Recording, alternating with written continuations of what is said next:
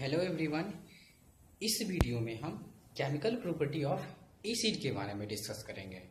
तो एसिड जो है केमिकली किस किस सब्सटेंस से रिएक्ट करता है और क्या क्या प्रोडक्ट बनाता है, उसकी प्रॉपर्टी केमिकली क्या है, वही डिस्कस करेंगे।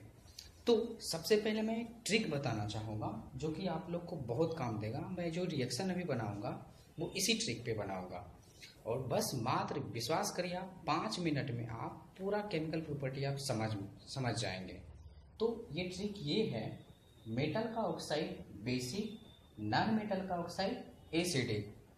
फिर से याद कर लें आप, मेटल का ऑक्साइड बेसिक, नॉन मेटल का ऑक्साइड एसिडिक। ट्रिक देखिए, ट्रिक ये है कि मेटल का ऑक्साइड देखिए इतना सा है तो ये भी छोटा सा लिखा हुआ है।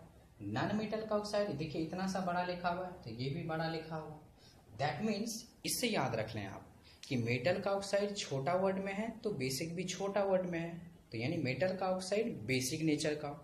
नॉन मेटल का ऑक्साइड लिखने में बड़ा है यानी एसिडिक भी लिखने में बड़ा है, तो नॉन मेटल का ऑक्साइड एसिडिक नेचर का। ये आप याद हो गया होगा आपको। फॉर एग्जाम्पल मेटल का ऑक्साइड जैसे सोडियम ऑक्साइड है ना, जैसे सोडियम ऑक्साइड या मैग्नीशियम ऑक्साइड या पोटासियम ऑक्साइड, ये सारे बेसिक नेचर का होगा। क्लियर। अब जो देखते हैं नॉन मेटल का ऑक्साइड, नॉन मेटल का ऑक्साइड CO2, SO2, NO2 है ना, ये सारे एसिडिक नेचर का होगा। तो ये आपको समझ में आया। अब यहाँ पे सेकेंड ट्रिक ये है कि आपके रिएक्शन में आपको कहीं ना कहीं, आपके रिएक्शन में कहीं ना कहीं H2 और CO3 बच जाएगा। H2 और CO3 बच जाएगा तो वो H2 CO3 हम बना नहीं देंगे, बच जाएगा तो H2O प्लस CO3 बनाएंगे नहीं, ये अनस्टेबल है। ये दोनों इंटरनली केमिकल रिएक्शन के दौरान ये दोनों रिएक्ट कर लेते हैं और वाटर और CO2 गैस रिलीज करते हैं। अब ये कैसे दिमाग लगाएंगे, देखिए CO3 तो अकेले बनेगा नहीं कोई, क्योंकि CO3 अकेले अनस्टेबल होगा कि कहीं ना कहीं कंबाइन में ही बन सकता है, लेकिन ये तो बच गया तो दैट मीन्स CO3 बच गया था, H2 बच गया था, तो CO3 से CO2 निकल जाएगा। अब यहाँ पे एक ऑक्सीजन बच गया इसका, ये इसका एक ऑक्सीजन H2 से वाटर बना लिया। तो दिमाग इस तरह से लगाना है। सेम अगर सिर्फ हाइड्रोजन और ऑक्सीजन रिएक्शन में आपका बचा मिलेगा, सिर्फ हाइड्रोजन और ऑक्सीजन, तो ये दोनों कंबाइन होकर वाटर बन जाएगा। और सिर्फ हाइड्रोजन बच जाएगा तो वो H2 निकलेगा, क्योंकि सिर्फ H आपका बच जाएगा तो वो H2 के फॉर्म में निकलेगा। और देखिए H और OH कहीं पे बच जाएगा तो वो वाटर के फॉर्म में निकलेगा, क्योंकि वाटर जो है आयनाइज फॉर्म H प्लस और OH माइनस में होते हैं, तो ये फर्दर कंबाइन होकर वाटर बन जाएगा।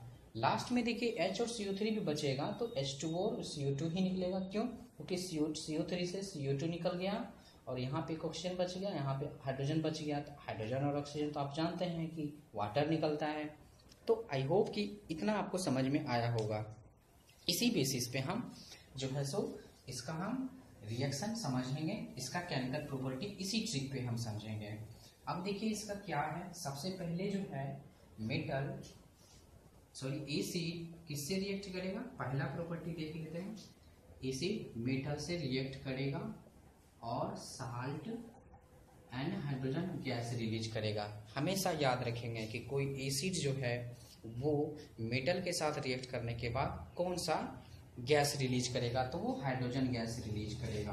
एग्जाम्पल से समझते हैं, यहाँ पे मेटल कोई ले लेते हैं, Zn ले लेते हैं। बताइए ये बनेगा क्या, इसका भी एक ट्रिक है। आप क्या करें, इसको आयनाइज करा दें, इसको प्लस में इसको माइनस में।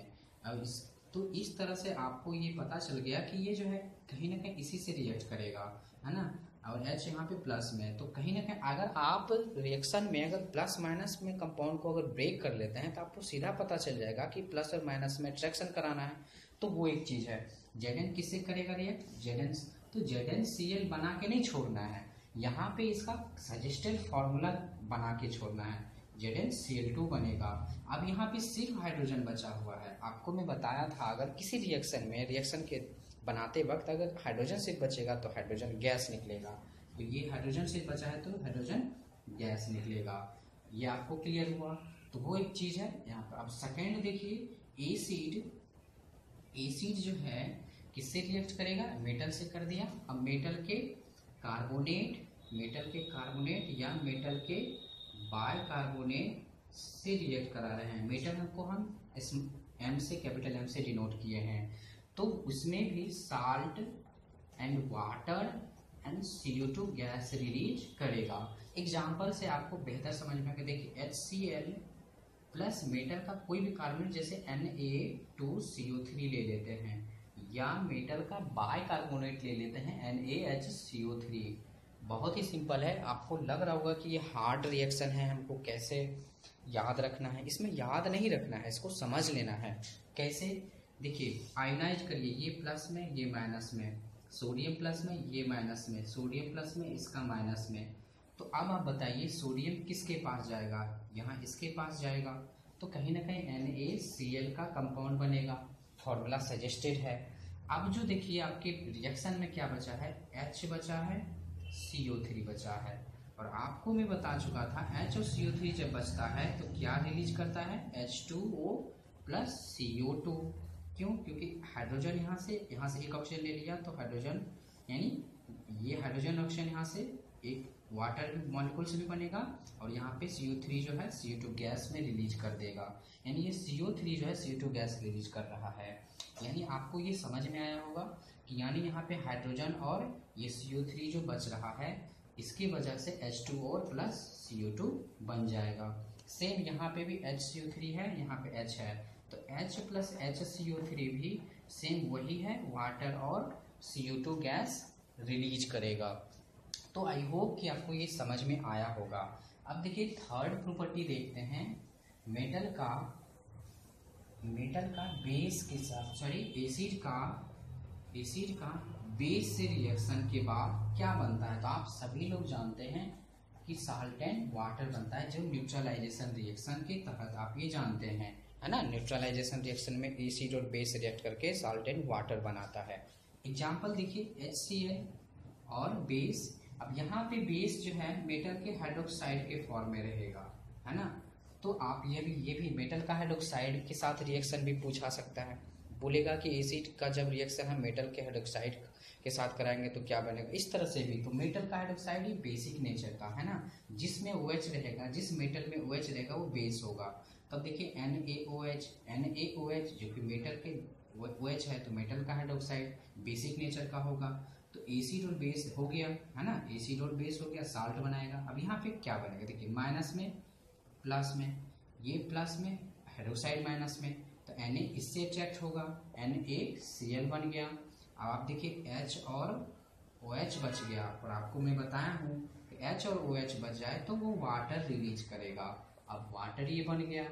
आई होप कि आपको ये समझ में आया होगा। अब देखिए यहाँ पे फोर्थ, देखिए ये थर्ड था, ये फोर्थ देखिए प्रॉपर्टी, जब एसिड मेटल के ऑक्साइड से रिएक्ट करके जो है, मेटल का ऑक्साइड मैंने आपको शुरू में याद किया था, ये किस नेचर का होता है? बेसिक नेचर का होता है। तो अगेन ये साल्ट बनाएगा और वाटर। क्यों? क्योंकि एसिड और बेस का कॉम्बिनेशन हमेशा salt and water he release करेगा ना। हमेशा जब आप एसिड और बेस का कॉम्बिनेशन आपका अगर रिएक्ट हो रहा है तो वो साल्ट और वाटर ही निकलेगा। तो ठीक है, यहाँ से आपको ये समझ में आ रहा है। HCl, एसिड का एग्जाम्पल एक ले लेते हैं, मेटल का ऑक्साइड MgO ले लेते हैं। आपको शुरू में बताया था MgO इज मेटल ऑक्साइड, ये बेसिक नेचर, मेटल का ऑक्साइड बेसिक नेचर। तो ये बेस हो गया, ये एसिड हो गया, रिएक्ट करेगा तो साल्ट एंड वाटर बनाएगा। तो अब यहाँ पे कैसे दिमाग लगाएं, साल्ट कौन सा साल्ट बनेगा? तो यहाँ पे देखिए ये माइनस में है, ये प्लस में है, ये प्लस में है, ये माइनस में है। बताइए कौन रिएक्ट करेगा? प्लस और माइनस वाला। तो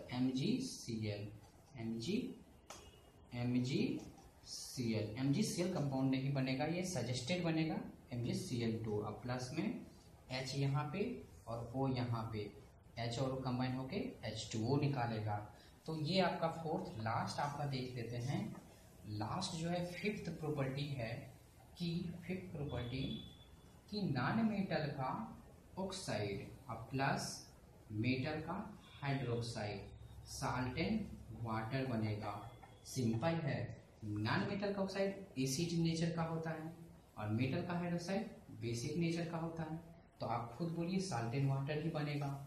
तो वो एक चीज है, नॉन मेटल का ऑक्साइड एसिडिक नेचर का, मेटल का हाइड्रोक्साइड बेसिक नेचर का। एसिड और बेस का कॉम्बिनेशन जो ही देखेंगे साल्ट एंड वाटर बनेगा।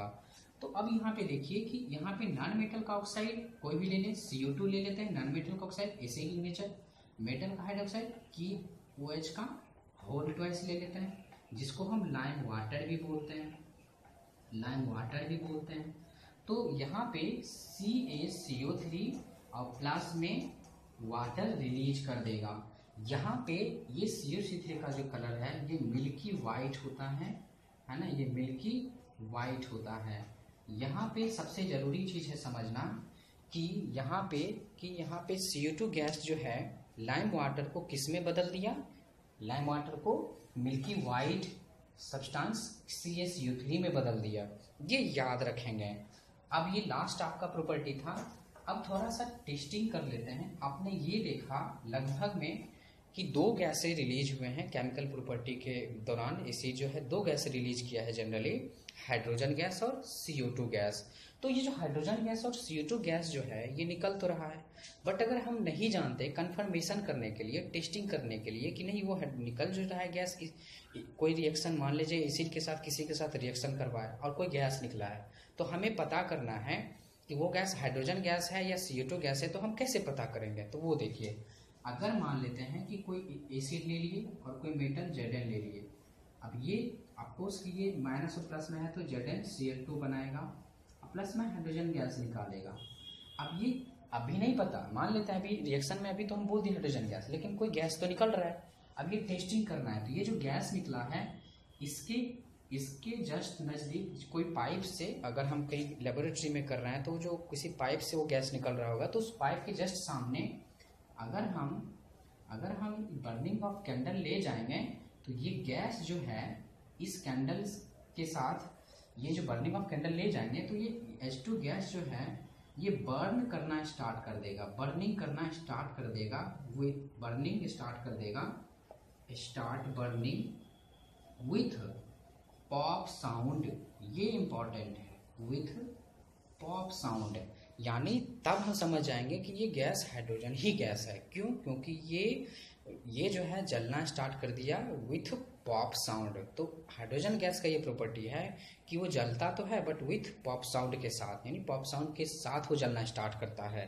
तब हम कंफर्म हो जाएंगे कि गैस हाइड्रोजन ही गैस था। नेक्स्ट हम CO2 गैस को टेस्टिंग करेंगे। Test for CO2 gas. तो इसका जो टेस्टिंग होगा, अगर बाय द वे अगर मान लेते हैं कि ये एसिड के साथ, जैसे कि एसिड के साथ HCl है और मेटल का कोई कार्बोनेट ले लिए हम और हम रिएक्ट करवा रहे हैं, आपको ये पता है कि माइनस में प्लस में ये रिएक्ट करेगा NaCl। अब आपके पास H बच गया, CO3 बच गया, HCO3 कंबाइन होके H2O और CO2 गैस रिलीज करता है। लेकिन हमें कंफर्म होना है कि CO2 है या नहीं। तो इस CO2 को हम जब अगर लाइम वाटर के साथ रिएक्ट करवाएंगे तो CaCO3 बनाएगा और आप जान चुके हैं वाटर रिलीज करेगा। तो अगर ये CO2 गैस लाइम वाटर के साथ रिएक्ट करवाएंगे तो अगर ये CaCO3 यानी मिल्की वाइट सब्सटेंस कोई बनाएगा, यानी मिल्की में चेंज कर देगा। जब ये CO2 गैस लाइम वाटर को मिल्की में बदल देगा तब हम समझ जाएंगे कि ये CO2 ही है, कंफर्म हो जाएंगे कि ये गैस कोई और नहीं CO2 ही है। क्यों? क्योंकि उसने लाइम वाटर को मिल्की में चेंज कर दिया।